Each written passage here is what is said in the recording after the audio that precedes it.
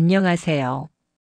창밖에는 지금 겨울비가 추적추적 내리고 있네요.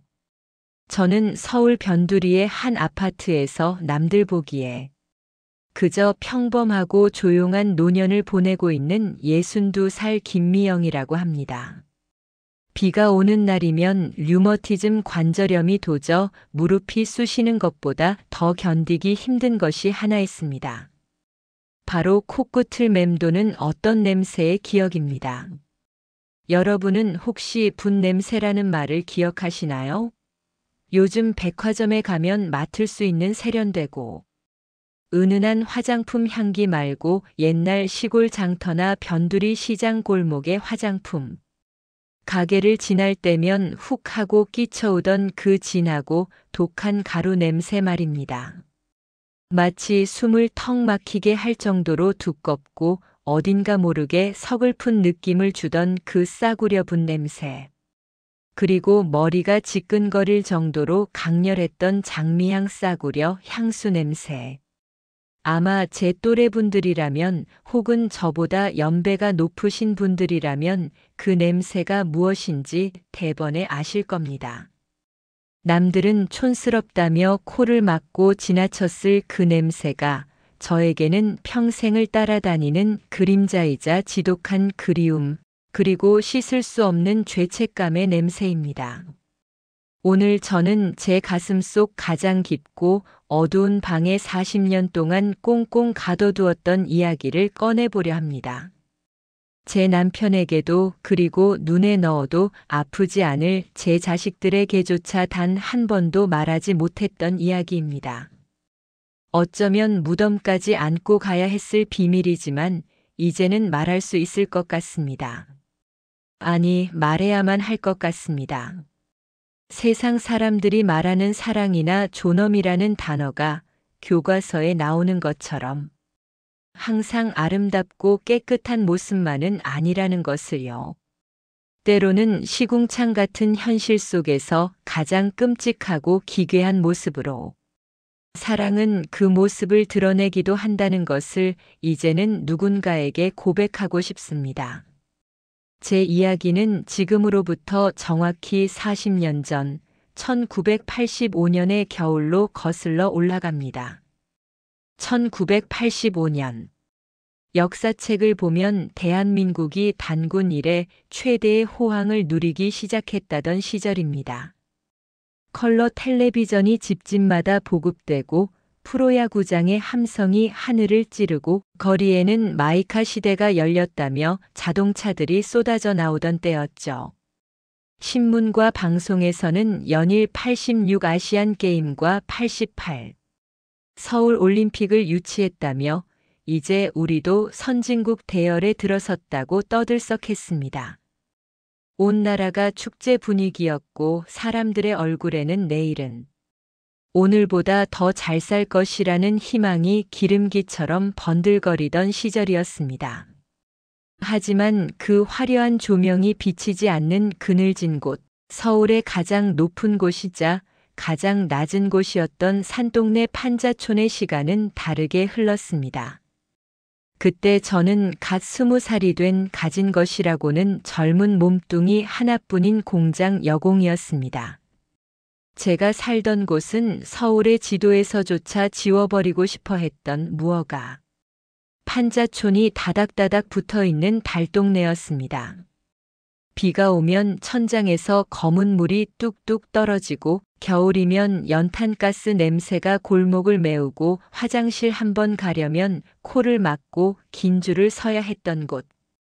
옆집 부부가 싸우는 소리, 술 취한 아저씨의 타령 소리, 아이들의 울음소리가 얇은 합판 벽 하나를 사이에 두고 적나라하게 들려오던 곳. 그곳에는 올림픽의 영광도 경제 성장의 혜택도 없었습니다. 오직 철거라는 두 글자가 주는 공포와 하루하루 먹고 사는 생존의 치열함만이 존재했습니다. 저는 고아였습니다. 부모님 얼굴은 사진 한 장 남아있지 않아 기억조차 나지 않습니다.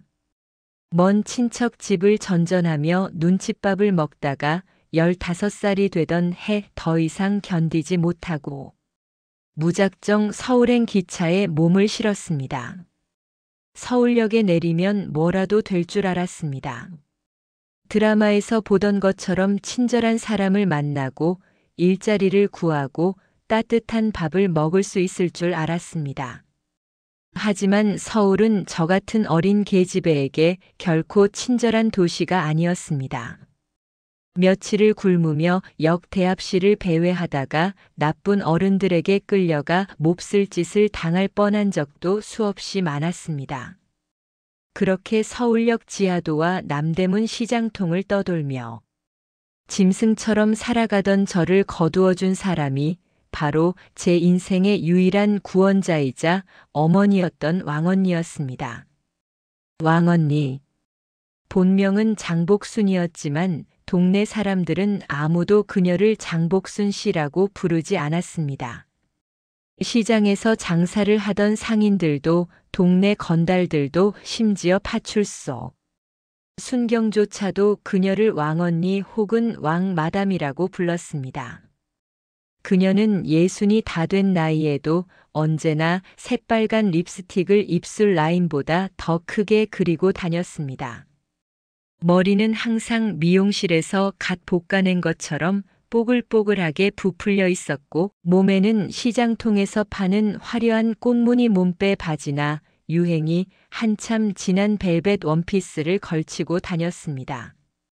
누가 봐도 범상치 않은 외모, 걸걸한 입담, 그리고 한번 화가 나면 시장 바닥이 떠나가라. 욕을 퍼붓는 그녀의 성격 때문에 사람들은 그녀를 무서워하기도 했고 뒤에서 수군거리기도 했습니다. 저 여자 젊었을 때 평택인가 동두천인가 기지촌에서 꽤 날리던 양공주였대. 아니야, 내가 듣기로는 부산에서 밀수하다가 감옥까지 갔다 왔다던데? 자식도 낳자마자 고아원에 버렸다잖아. 독한 여편네야. 왕언니를 둘러싼 소문은 무성했습니다.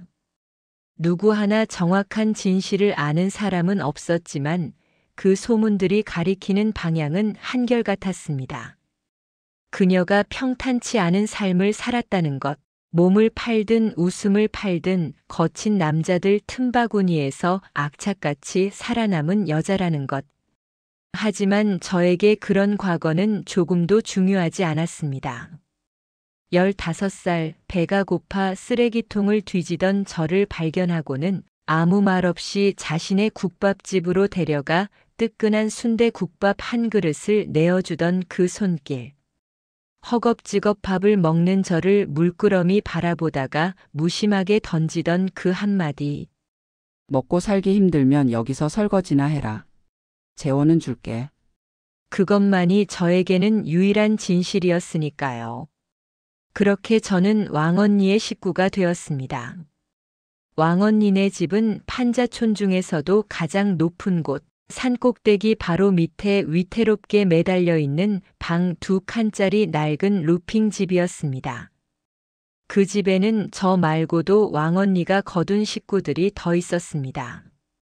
부모가 이혼하면서 버리고 간 7살짜리 꼬마 철수 술집. 나가던 아가씨가 맡겨놓고는 소식이 끊겨버린 갓난쟁이 미소. 우리 넷은 피 한 방울 섞이지 않았지만 세상 그 어떤 가족보다 끈끈하게 엉겨붙어 살았습니다.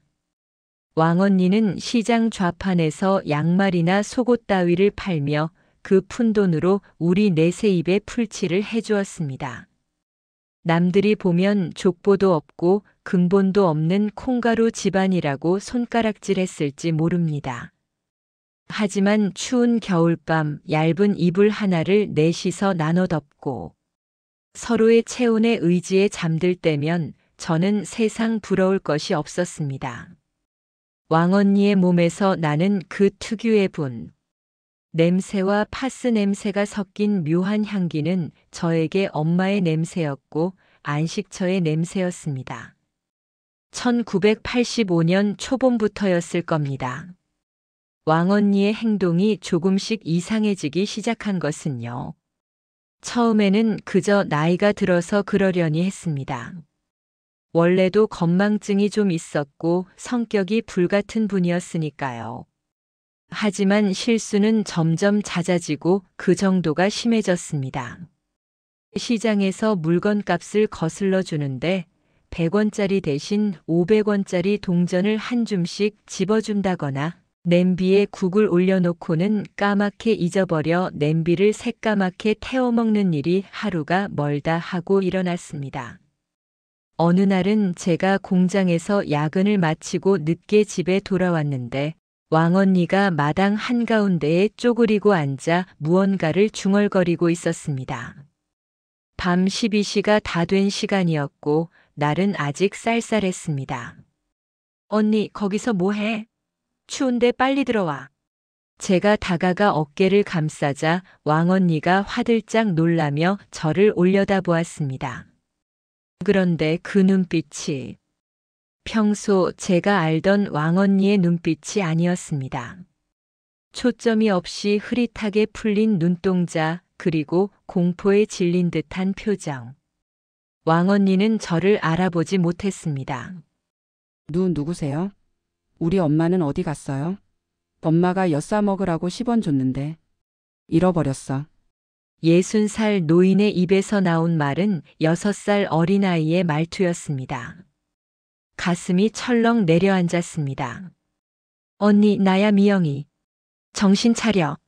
무슨 소리 하는 거야? 제가 왕언니를 흔들자 잠시 후 눈에 초점이 돌아오며 언제 그랬냐는 듯 툴툴거렸습니다.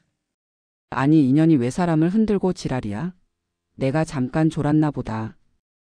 그때부터였습니다. 왕언니의 시간은 뒤죽박죽 엉키기 시작했습니다. 어떤 날은 1950년 전쟁통 속을 헤매기도 했고, 어떤 날은 기지촌 클럽에서 미군 병사들과 춤을 추던 시절로 돌아가기도 했습니다. 치매였습니다. 가난하고 배운 것 없고 평생 고생만 한 이 불쌍한 여인에게 신은 치매라는 가장 가혹한 형벌을 내린 것입니다. 병원에 모시고 가서 검사라도 받아보고 싶었지만 그것은 불가능한 일이었습니다. 왕언니에게는 치매보다 더 무서운 병, 마음의 병이 있었기 때문입니다. 바로 하얀 건물과 제복 입은 사람들에 대한 극도의 공포였습니다. 왕언니는 병원, 보건소, 요양원 같은 곳만 보면 발작에 가까운 반응을 보였습니다. 그녀가 젊은 시절 겪었던 일들 때문이겠지요. 기지촌에서 일하던 시절 정기적으로 끌려가 강제로 받아야 했던 성병 검진, 낙검자 수용소라고 불리던 하얀 건물에 갇혀 짐승처럼 취급받으며 주사를 맞고 모욕을 당했던 기억. 그 트라우마가 그녀의 뼈와 살에 깊이 박혀 있었던 겁니다. 흰 가운을 입은 사람만 봐도, 앰뷸런스 소리만 들어도 왕언니는 구석에 숨어 벌벌 떨었습니다. 안 가. 나 안 가. 내 몸에 손대지 마. 나 깨끗해. 놈들이 또 나를 잡으러 왔어. 그녀가 비명을 지르며 발버둥 칠 때면 저는 그녀를 끌어안고 같이 우는 것 말고는 할 수 있는 게 없었습니다. 설상가상으로 동네 분위기도 흉흉해졌습니다. 아시안 게임을 앞두고 서울의 미관을 정비한다며 판자촌에 대한 강제 철거 소문이 돌기 시작했습니다. 무허가 건물 자진 철거 개고장이라는 무시무시한 빨간 딱지가 집집마다 붙기 시작했습니다. 동네 어귀에는 검은 양복을 입은 용역 깡패들이 수시로 드나들며 공포 분위기를 조성했습니다. 아줌마, 좋은 말 할 때 나가요. 보상금 몇 푼이라도 줄 때 나가는 게 좋을 거야. 그들은 왕언니가 장사하는 좌판을 발로 걷어차고 욕설을 퍼부었습니다. 그럴 때마다 왕언니의 증세는 급격히 나빠졌습니다. 그러던 어느 날 밤이었습니다. 천둥 번개가 요란하게 치던 밤, 왕언니가 갑자기 제 손을 꽉 잡았습니다. 평소의 흐릿한 눈이 아닌 너무나 또렷하고 간절한 눈빛이었습니다. 마치 정신이 맑게 돌아온 마지막 순간처럼 말이죠. 그녀의 손은 앙상하게 말라 뼈마디가 붉어져 있었지만 제 손을 쥐는 악령만큼은 놀라울 정도로 셌습니다. 미영아. 내 새끼 미영아. 응, 언니. 나 여기 있어. 무서워하지 마. 나랑 약속 하나만 해라. 목에 칼이 들어와도 이 약속은 지켜야 해. 무슨 약속? 내가 다 들어줄게. 말만 해. 왕언니는 거친 숨을 몰아쉬며 한마디 한마디 씹어뱉듯 말했습니다. 나 절대로 병원에 보내지 마라. 요양원이고 고아원이고 그 하얀 방에는 절대로 안 간다. 그녀의 눈에서 굵은 눈물이 주르륵 흘러내려 베개를 적셨습니다. 거기 가면 나 죽어. 놈들이 나를 가두고 주사를 찌르고. 나는 거기서 개처럼 죽기 싫어. 차라리 여기서 혀 깨물고 죽지. 그 하얀 방에는 죽어도 안 들어간다. 그녀의 목소리는 공포로 떨리고 있었습니다. 그것은 단순한 고집이 아니었습니다. 한 인간이 자신의 존엄을 걸고 하는 처절한 애원이었습니다. 미영아, 너만은 날 안 버릴 거지? 응? 내가 똥오줌을 싸도 내가 미쳐서 날뛰어도 그냥 내 옆에 두겠다고 맹세해. 내가 죽어도 내 집에서 죽게 해주겠다고 맹세해. 왕언니는 제 팔을 으스러지도록 잡고 흔들었습니다. 그 간절함에 가슴이 미어지는 것 같았습니다. 이 여자가 나를 어떻게 키웠는데, 부모도 버린 나를 거두어 밥을 먹이고 옷을 입히고 사람이 되게 해준 사람인데, 어떻게 내가 이 사람을 그토록 무서워하는 곳으로 보낼 수 있겠습니까? 저는 흐르는 눈물을 닦으며 왕언니의 손을 마주 잡았습니다. 알았어. 약속할게. 걱정 마. 내가 언니 죽을 때까지 업고 다닐게. 절대 어디 안 보내. 내 눈에 흙이 들어가도 언니는 내가 지킬게. 그래. 고맙다. 고맙다, 미영아. 왕언니는 그제야 안심한 듯 제 손을 볼에 비비며 흐느껴 울었습니다. 하지만 그때는 몰랐습니다. 그 밤의 약속이 20살의 제가 감당하기에는 얼마나 무겁고 끔찍한 결과를 불러올지를요. 그것은 단순히 병원에 보내지 않겠다는 약속이 아니었습니다. 세상의 법과 상식을 거스르고 삶과 죽음의 경계마저 무너뜨리는 지독하고 처절한 비밀의 시작이었습니다. 그리고 그 약속을 지키기 위해 저는 곧 닥쳐올 철거의 포클레인 앞에서 미친 짓을 저지르게 됩니다. 바로 왕언니를 데리고 빛 한 줌 들어오지 않는 지하 벙커로 숨어드는 일이었습니다. 계절이 바뀌어 1985년의 여름이 되자 우리 동네의 공기는 한층 더 흉흉하고 뜨겁게 달아올랐습니다. 그해 여름은 유난히도 더웠습니다. 가만히 앉아 있어도 등줄기에 땀이 흐르는 폭염 속에서 매미 울음소리보다 더 시끄럽게 우리 귓전을 때리는 소리가 있었습니다. 바로 한마라고 불리던 거대한 쇠망치로 벽을 때려 부수는 굉음이었습니다. 산동네 꼭대기에서부터 시작된 철거 작업은 마치 거대한 괴물이 야금야금 산을 갉아먹듯 하루가 다르게 우리 집 앞마당까지 밀고 내려오고 있었습니다. 먼지가 자욱하게 피어오르는 골목길에는 깨진 기와장과 버려진 자개장 문짝들이 나뒹굴었고 그 사이로 등 굽은 노인들이 고물이라도 주우려고 위태롭게 서성거렸습니다. 동네는 마치 전쟁터, 아니 폭격을 맞은 폐허와 다를 바 없었습니다. 사람들은 하나둘씩 떠났습니다. 보상금 몇 푼을 받아 쥐고 울면서 떠나는 사람, 갈 곳이 없어 밤에 몰래 도망치듯 떠나는 사람. 그렇게 북적거리던 골목은 이가 빠진 것처럼 듬성듬성 빈집들로 채워져 갔고 그 빈집 대문에는 어김없이 빨간색 라카 스프레이로 XX자가 그려지거나 공가라는 글씨가 흉물스럽게 박혔습니다. 왕언니의 상태는 그 무더위와 철거 소음 속에서 급격히 악화되었습니다. 처음에는 그저 깜빡깜빡하던 기억력이 이제는 완전히 뒤엉켜버려 현실과 환상의 경계가 무너져 내렸습니다. 왕언니는 더 이상 저를 미영이라고 부르지 않았습니다. 어떤 날은 저를 보고 엄마라고 부르며 어린아이처럼 품에 파고들었다가 또 어떤 날은 제가 밥상을 차려 들어가면 소스라치게 놀라며 구석으로 숨었습니다. 저리 가. 너 누구야?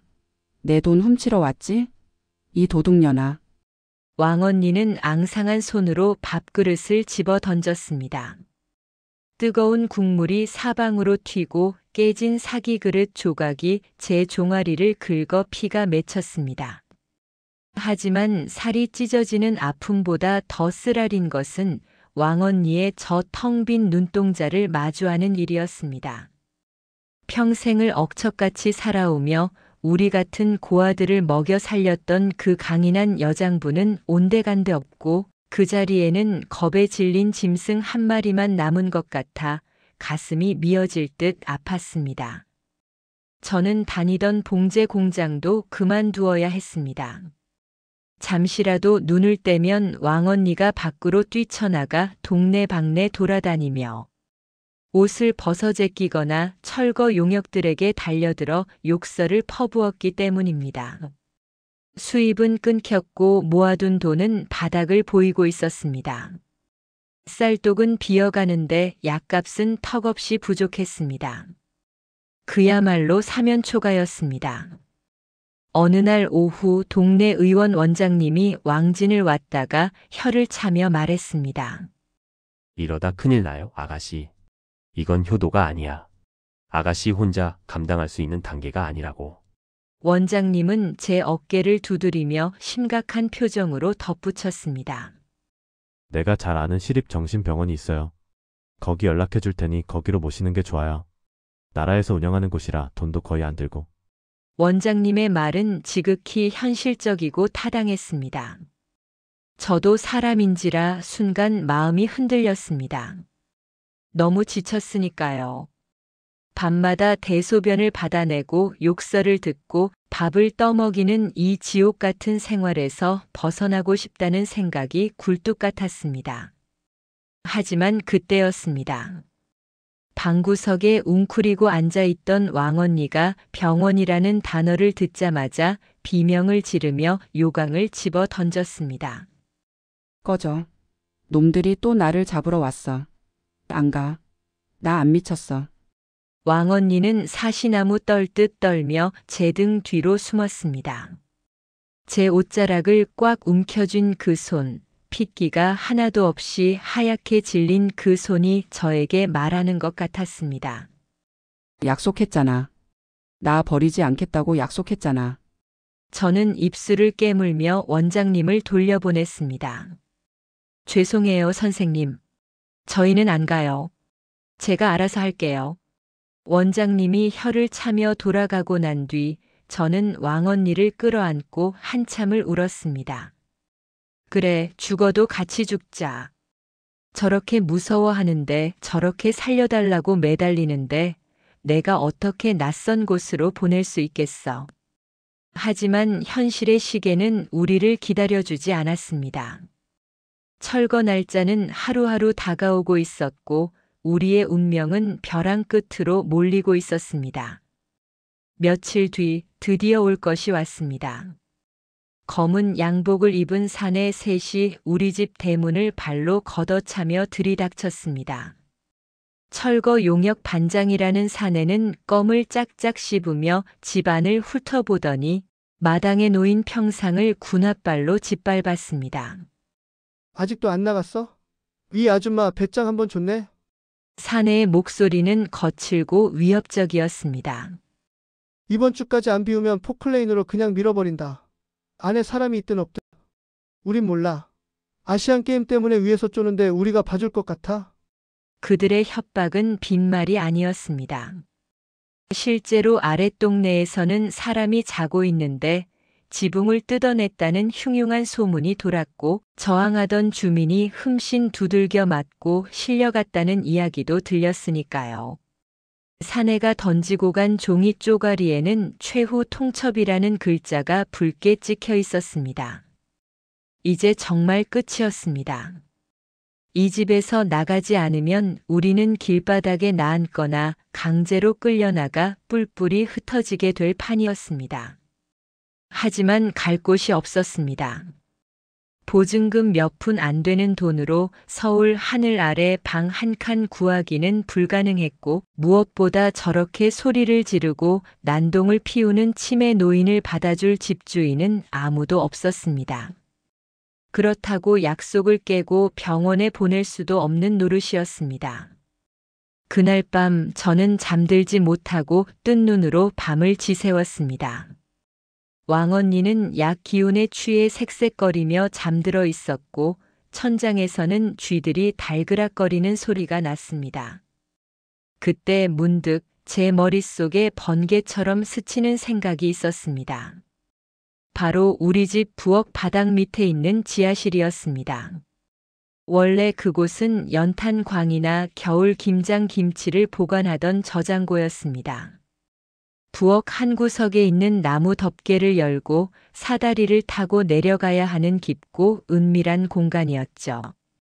창문 하나 없이 캄캄하고 습한 곳이었지만 밖에서는 그곳에 공간이 있다는 사실조차 알기 힘든 구조였습니다. 게다가 우리 집은 산비탈 경사면에 지어진 탓에 지하실이 반지하보다 더 깊숙이 땅속에 파묻혀 있었습니다. 그래, 거기라면. 저는 미친 사람처럼 벌떡 일어나 부엌으로 달려갔습니다. 먼지 쌓인 덮개를 열자 퀴퀴한 곰팡이 냄새와 냉기가 훅 끼쳐왔습니다. 촛불을 켜들고 사다리를 타고 내려갔습니다. 지하실은 생각보다 넓었습니다. 사람 둘이 누워도 충분한 공간이었고, 한쪽 벽에는 환기구 구멍이 작게 뚫려 있어 숨은 쉴 수 있었습니다. 물론 사람이 살 곳은 못 되었습니다. 햇빛 한 줌 들어오지 않고 습기가 차서 벽에는 물방울이 맺혀 있는 지하 감옥 같은 곳이었으니까요. 하지만 그 순간 저에게 그곳은 감옥이 아니라 유일한 성역처럼 보였습니다. 세상의 눈을 피할 수 있는 곳. 하얀 가운 입은 의사도 검은 양복 입은 용역 깡패도 찾을 수 없는 우리만의 요새. 왕언니가 그토록 무서워하는 하얀 방과는 정반대인 어둡고 은밀한 자궁 같은 곳. 여기가 우리 새 집이야. 는 결심을 굳혔습니다. 다음 날부터 저는 밤마다 몰래 지하실을 꾸미기 시작했습니다. 바닥에 널려있던 연탄재를 치우고 습기를 막기 위해 스티로폼과 비닐을 두껍게 깔았습니다. 그 위에 솜이 빵빵한 이불을 겹겹이 펴서 푹신한 잠자리를 만들었습니다.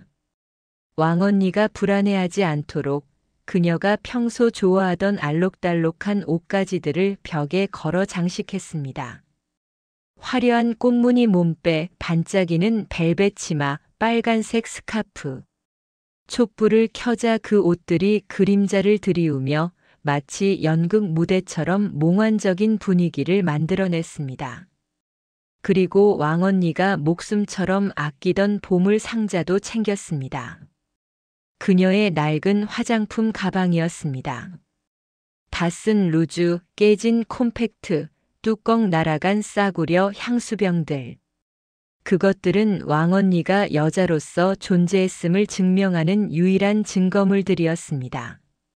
지하실 한쪽 구석에 작은 상자를 엎어놓고 그 위에 화장품들을 가지런히 진열했습니다. 마치 왕비의 화장대처럼 말이죠. 디데이는 용역들이 쳐들어오기로 한 날의 하루 전날 밤이었습니다. 동네는 이미 칠흑 같은 어둠에 잠겨 있었고 개 짖는 소리조차 들리지 않는 적막 강산이었습니다. 저는 왕언니를 흔들어 깨웠습니다. 언니 일어나. 우리 이사 가야지. 이사? 어디로? 엄마 보러 가? 왕언니는 잠이 덜 깬 눈으로 웅얼거렸습니다. 응, 아주 좋은 곳으로 갈 거야. 거기 가면 아무도 언니 안 괴롭혀. 하얀 주사도 없고 나쁜 놈들도 없어. 저는 왕언니를 업었습니다. 한때는 쌀 한 가마니도 번쩍번쩍 들던 천하장사 왕언니였는데 내 등에 업힌 그녀는 솜니불처럼 가벼웠습니다. 앙상하게 뼈만 남은 그 무게가 제 등짝을 파고들어 눈물이 왈칵 쏟아지려는 걸 억지로 참았습니다. 부엌으로 가서 나무 덮개를 열고 조심조심 사다리를 타고 내려갔습니다. 한 계단, 두 계단. 마치 이승에서 저승으로 내려가는 길처럼 혹은 세상의 끝으로 도망치는 길처럼 느껴졌습니다. 지하실에 도착해 촛불을 켰습니다. 어둠 속에 화려한 옷가지들과 푹신한 이불이 드러났습니다. 왕언니를 자리에 눕히자 그녀는 두리번거리더니 뜻밖에도 편안한 미소를 지었습니다. 나? 좋다. 아늑하니 좋네. 하얀색이 없어서 좋아. 깜깜해서 좋아. 왕언니는 지하실의 그 눅눅한 어둠을 오히려 안식처로 받아들였습니다. 평생을 남들의 시선 속에 감시 속에 살았던 그녀에게는 아무것도 보이지 않는 이 어둠이 차라리 평화였던 것입니다. 왕언니는 어린아이처럼 제 품을 파고들며 웅크렸습니다. 미영아, 문 잠가라. 아무도 못 들어오게 빗장 꽉 걸어. 응, 걸었어. 아무도 못 들어와. 그날부터 우리의 기막힌 지하실 생활이 시작되었습니다. 머리 위에서는 철거의 굉음이 들려왔지만 우리 두 사람은 지하 벙커에서 숨죽인 채 서로의 체온에 의지해 하루하루를 버텼습니다. 그것은 생존이 아니라 차라리 처절한 투쟁이었습니다. 세상이 규정한 정상적인 삶을 거부하고 우리만의 방식대로 마지막을 지키려는 슬픈 몸부림이었습니다. 하지만 저는 그때까지도 몰랐습니다. 이 지하실에서 제가 왕언니를 위해 해야 할 마지막 일이 화장을 고쳐주는 일이 될 줄은 꿈에도 몰랐습니다. 지하실에서의 시간은 위쪽 세상과는 다르게 흘렀습니다. 낮과 밤의 구분이 없는 그곳에서 우리는 오직 촛불의 길이로 시간을 짐작할 뿐이었습니다. 머리 위 천장에서는 쿵, 쿵 하는 진동이 울려 퍼졌습니다. 옆집, 뒷집이 하나둘씩 포클레인에 뜯겨나가는 소리였습니다. 그 소리가 들릴 때마다 흙먼지가 천장에서 우수수 떨어져 내렸고 저는 왕언니의 귀를 막아주며 숨을 죽였습니다. 괜찮아, 언니. 천둥 치나 보다. 비 오려나 봐. 저는 왕언니를 속였습니다. 왕언니는 제 품에 얼굴을 묻고 어린아이처럼 고개를 끄덕였습니다. 그녀는 점점 더 깊은 잠에 빠져들었습니다. 가끔 깨어나면 헛소리를 했는데 그 내용은 대부분 그녀의 가장 고통스러웠던 기억과 가장 행복했던 기억이 뒤섞인 것들이었습니다. 복수나 도망가. 미군 헌병 온다. 잡히면 죽어. 왕언니는 허공을 향해 손을 휘저으며 비명을 지르다가도 금세 표정이 풀리며 웃기도 했습니다. 미영아, 이거 먹어라. 꿀꿀이 죽인데 고기 건더기 내가 너 주려고 숨겨왔어. 그녀의 헛소리를 들으며 저는 왕언니의 지난 삶이 얼마나 고단하고 처참했는지를 그리고 그 속에서도 저를 얼마나 끔찍이 아꼈는지를 뼈저리게 느낄 수 있었습니다. 누구에게도 환영받지 못했고 늘 쫓기듯 살아야 했던 여인. 그녀에게 평온한 안식처는 이 세상 어디에도 없었던 겁니다. 오직 이 냄새나고 어두운 지하실, 그리고 피도 안 섞인 미영이라는 딸년의 품속을 제외하고는 말이죠. 저는 왕언니의 곁을 한시도 떠나지 않았습니다. 지하실 구석에 요강을 두고 대소변을 받아냈고 차가운 물수건으로 땀에 젖은 몸을 닦아주었습니다. 환기가 되지 않아 냄새가 날까봐 하루 종일 부채질을 하고 시장에서 사온 싸구려 모기향을 피웠습니다. 매캐한 연기 속에서도 우리는 서로의 손을 놓지 않았습니다. 사흘째 되던 날 밤이었습니다. 왕언니의 호흡이 거칠어지기 시작했습니다. 가래 끓는 소리가 목구멍에서 그르렁거렸고 손발이 얼음장처럼 차가워졌습니다. 직감적으로 알 수 있었습니다. 이별의 시간이 왔다는 것을요. 왕언니가 힘겹게 눈을 떴습니다. 초점이 흐릿하던 눈동자가 그 순간만큼은 기적처럼 맑게 돌아와 저를 응시했습니다. 미영아, 응, 언니. 나 여기 있어. 나 춥다. 내가 안아줄게. 이러면 따뜻하지. 저는 이불째 왕언니를 끌어안았습니다. 앙상한 뼈마디가 제 가슴을 파고들었습니다.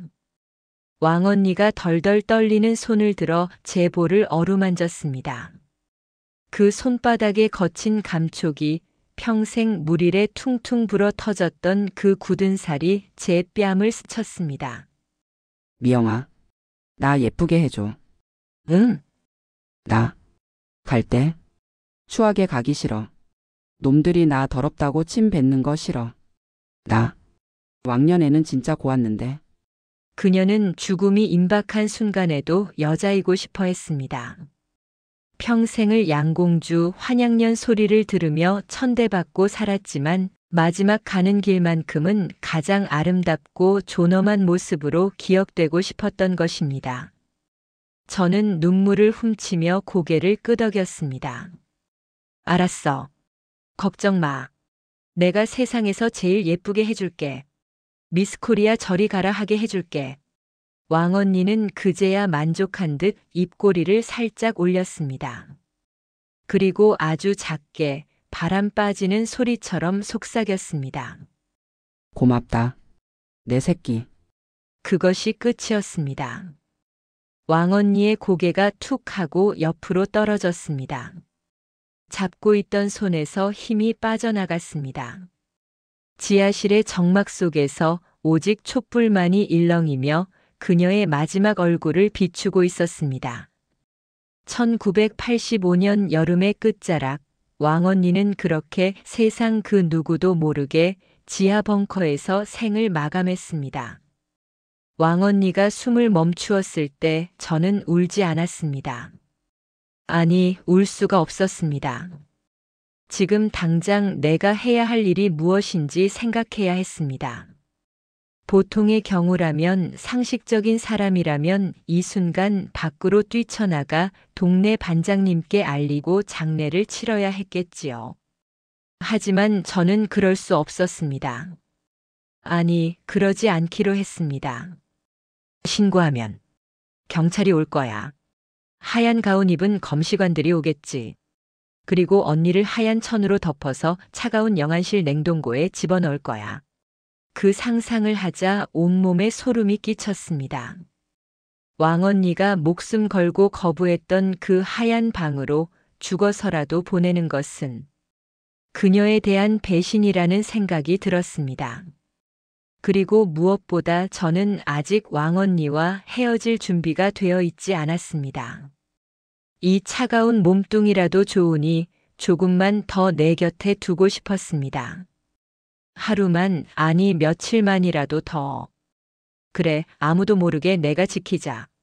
언니 소원대로 여기서 내 품에서 보내주자. 저는 미친 짓이라는 걸 알면서도 왕언니의 죽음을 세상에 알리지 않기로 결심했습니다. 그것은 이성과 법을 넘어선 오직 저만의 지독한 집착이자 비틀린 사랑의 방식이었습니다. 하지만 죽음은 살아있는 자의 의지보다 훨씬 더 잔인하고 빨랐습니다. 하루가 지나자 왕언니의 몸은 딱딱하게 굳어갔고 사후경직, 피부에는 검푸른 반점 시반이 피어올랐습니다.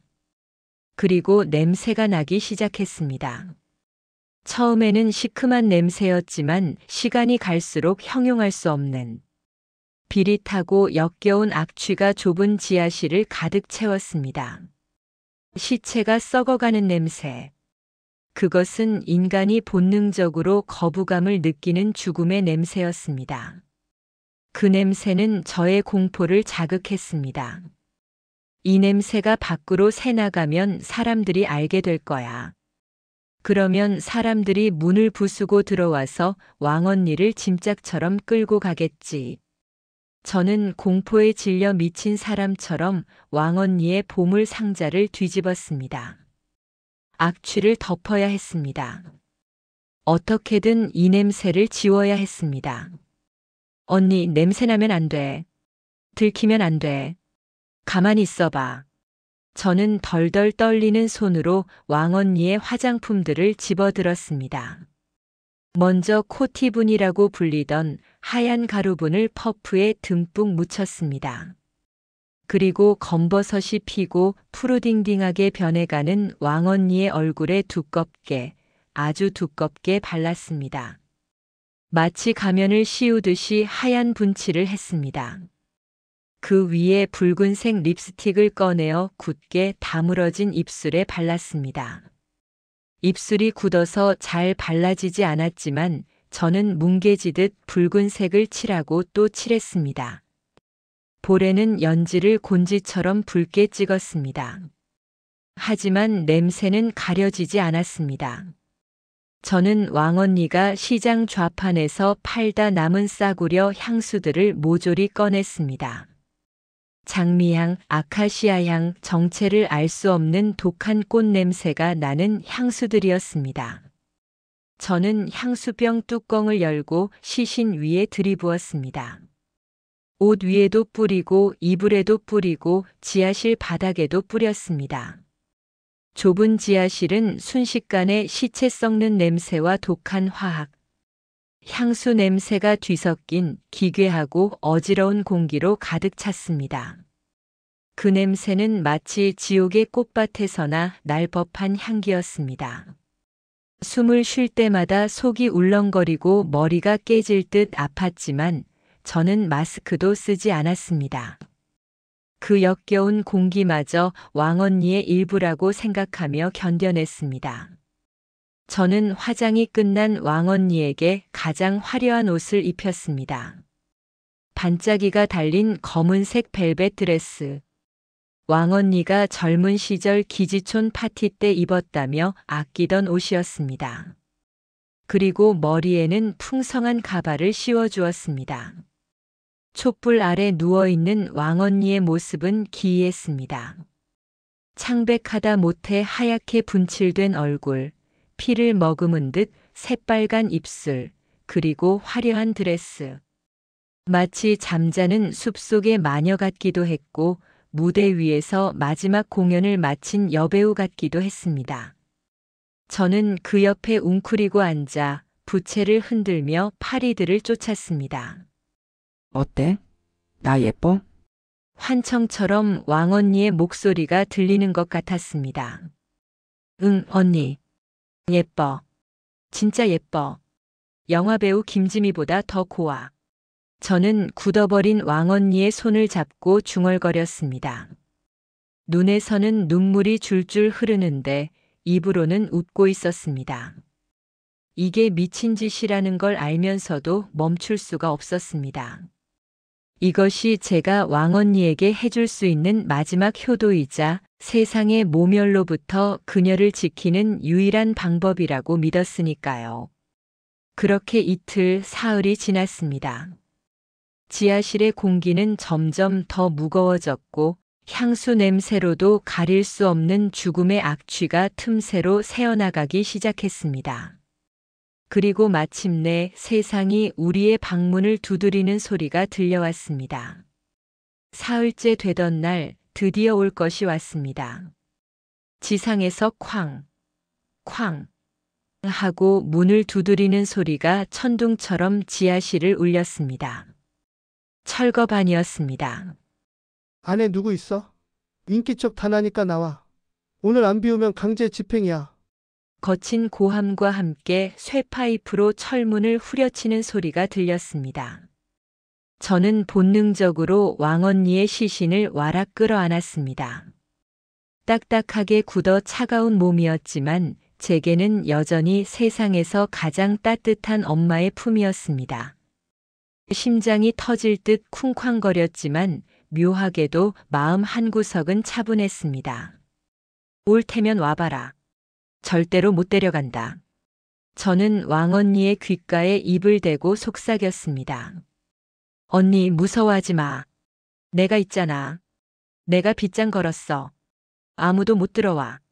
하지만 낡은 나무 문은 그들의 힘을 당해낼 수 없었습니다. 빠지직하는 파열음과 함께 문짝이 뜯겨나갔고 눈부신 손전등 불빛이 캄캄한 지하실 어둠을 칼날처럼 가르며 들어왔습니다. 먼지가 뿌옇게 일어나는 그 빛 속에서 검은 그림자 서넛이 들이닥쳤습니다. 으악, 이게 무슨 냄새야? 제일 먼저 들어오던 사내가 코를 감싸 쥐며 뒷걸음질 쳤습니다. 밀폐된 지하실에 꽉 차 있던 독한 향수 냄새와 시체 썩는 악취가 한꺼번에 터져나간 것입니다. 그것은 살아있는 사람이 감당할 수 있는 냄새가 아니었습니다. 사내들은 손수건으로 입을 틀어막고 헛구역질을 해댔습니다. 그리고 랜턴 불빛이 저와 왕언니를 비췄습니다. 저거 뭐야? 사람이야, 귀신이야? 그들이 목격한 광경은 아마 평생 잊지 못할 만큼 충격적이고 기괴했을 겁니다. 온갖 잡동사니와 촛불로 장식된 좁은 방. 마치 귀신에 홀린 무당집처럼 알록달록한 옷들이 걸려있는 벽. 그 한가운데에 짙은 화장을 하고 화려한 드레스를 입은 채 누워있는 노파의 시신. 그리고 그 시신을 끌어안고 퀭한 눈으로 자신들을 노려보는 머리를 산발한 젊은 여자.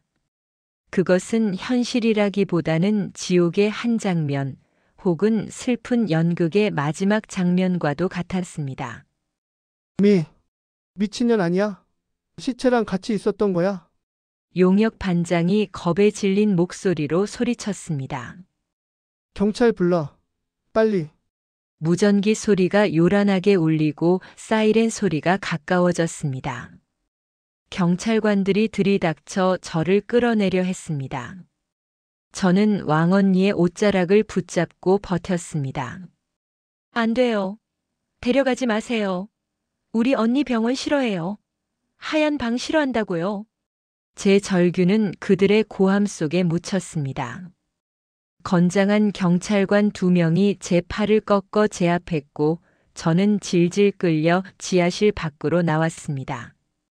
며칠 만에 보는 세상의 빛은 너무나 눈이 부셔서 눈을 뜰 수가 없었습니다.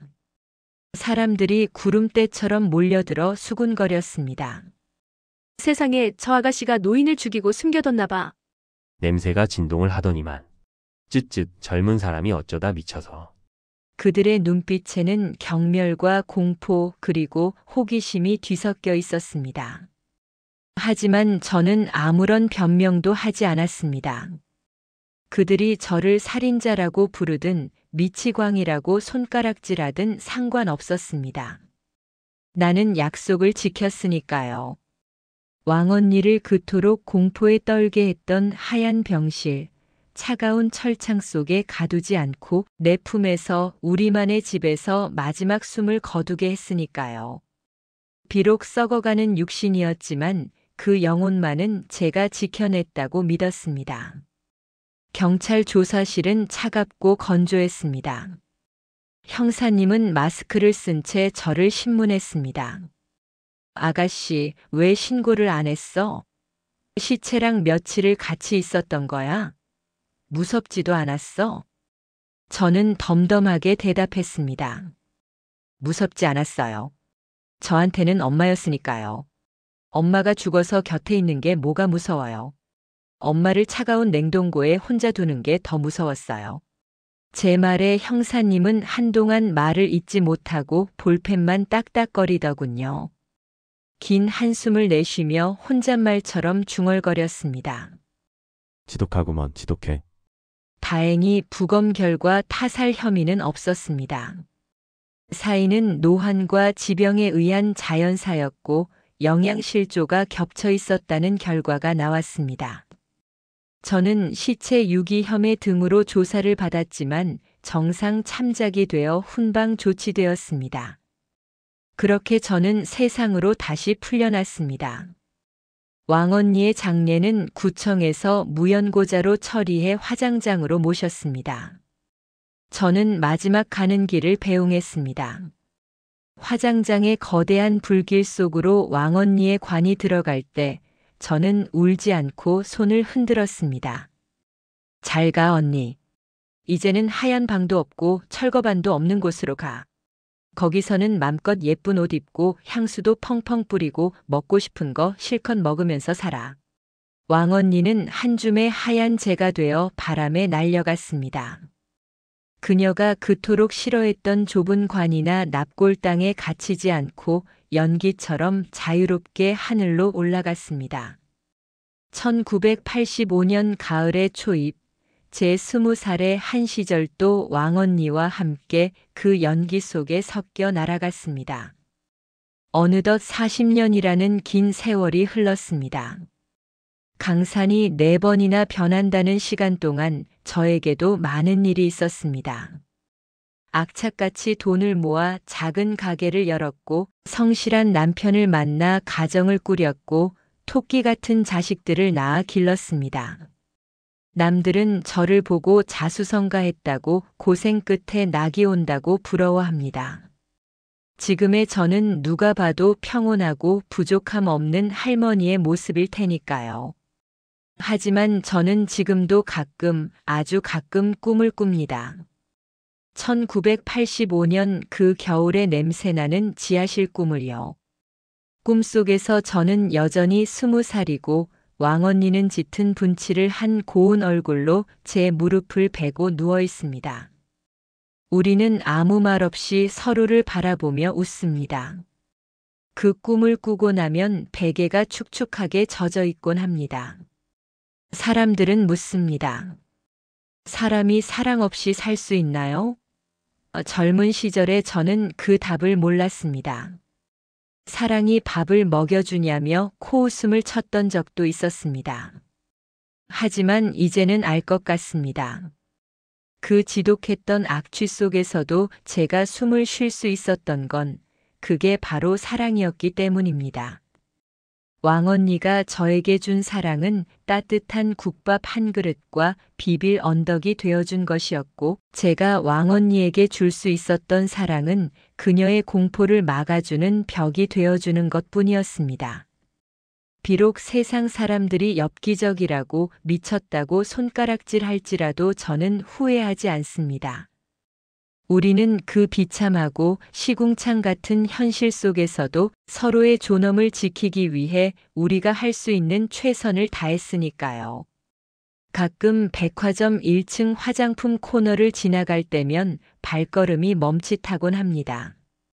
화려한 진열대 어딘가에서 40년 전 그 싸구려 장미 향수 냄새가 나는 것 같아서요. 그러면 저는 가만히 눈을 감고 마음속으로 왕언니에게 안부를 묻습니다. 언니 잘 있지? 나중에 내가 가면. 그때는 내가 더 예쁘게 화장해 줄게. 내 솜씨 많이 늘었거든. 이 방송을 듣고 계신 여러분, 혹시 지금 곁에 지켜주고 싶은 소중한 사람이 있나요? 부모님이든 배우자든 혹은 친구든. 그렇다면 오늘 그 사람의 체온이 따뜻할 때 한 번 더 손을 잡아주세요. 나중에는 정말 늦습니다. 차가워진 손을 잡고 아무리 울어도 딱딱하게 굳은 등에 대고 아무리 사랑한다고 외쳐도 소용없다는 걸 저는 너무나 아프게 배웠으니까요. 살아있을 때 눈을 마주칠 수 있을 때 따뜻한 밥 한 끼라도 더 같이 드시길 바랍니다. 오늘 제 긴 이야기 들어주셔서 정말 감사합니다. 부디 여러분의 남은 생은 향기롭고 곁에 있는 사람의 온기로 가득하기를 진심으로 기도하겠습니다. 구독과 좋아요를 눌러주시면 제게 그리고 하늘에 있는 왕언니에게도 큰 위로가 될 것 같네요. 감사합니다.